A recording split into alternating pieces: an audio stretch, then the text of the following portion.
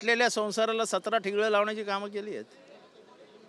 हे आणणार, ते देणार, ते करणार, तिथं नेणार, तिथं नेणार, असं करणार, तसं करणार. अरे पण सगळ्या पैसे लागणार, आणणार कुठनं? तुटीचा अर्थसंकल्प सादर करताय, ती तूट खोटी दाखवताय, कुठनं आणणार आहे? नक्कीच काय फार्स आहे.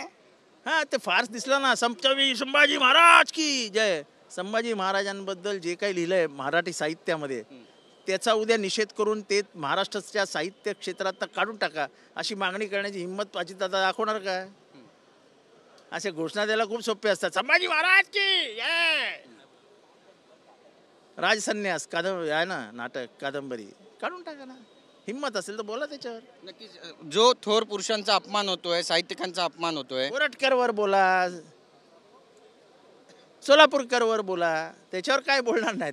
छत्रपती शिवाजी महाराज की जय. तो छावा चित्रपट बघतात, त्यांच्याही मनावर तो परिणाम झालेला दिसतोय छावाचा. नक्कीच. पण एक सगळ्यात महत्त्वाचं म्हणजे या जर बजेटला तुम्हाला एका शब्दामध्ये सांगायचं असेल, वर्णन करायचं असेल तर जितेंद्र आव्हाड याचं वर्णन कसं करणार या बजेट? बेवफा हरगिज न थे पर हम वफा कर ना सके, एवढंच दादा म्हणू शकतात आता. नक्कीच. एक महत्त्वाचा प्रश्न तुम्हाला विचारायचा, खोका भोसलेबद्दल अजूनही गुन्हा दाखल झाला नाहीये, पकडलं जात नाहीये. धस यांचा अगदी जवळचा माणूस म्हणून ओळखला जातो, शिकारीचे आरोप आहेत. धसच्या जवळचा असो नाही तर आमचा असो, मला माहित नाही धसच्या जवळचा आहे की नाही आहे. तो ज्या पद्धतीने वागलाय तो उर्मटपणा महाराष्ट्रात चालूच देता कामा नये. त्याला पहिल्या मुसक्या बांधून आतमध्ये टाकून द्या. धस एवढं पण म्हणाले की मी ओळखतो त्याला आणि योग्य ती कारवाई केली. ते ओळखतात की नाही ओळखतात त्याच्याशी मला काय करायचं आहे. त्याने जर गुन्हा केलाय तर त्याला गुन्हेगाराप्रमाणे पोलिसांनी धडा शिकवला पाहिजे. नक्कीच. पण एवढे एव्हिडन्स असताना कुठेतरी वाचवण्याचा हा सगळा प्रयत्न होतोय. मला ते माहित नाही, पण त्याला वाचवू देणार नाही, त्याला पण पाठवणार.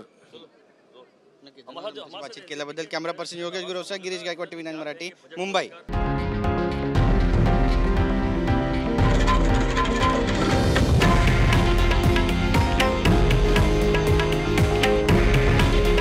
हे आहे देशातील नंबर 1 न्यूज नेटवर्क आणि आपण पाहत आहात TV9 मराठी. काळजी तुमची, हित महाराष्ट्राचं.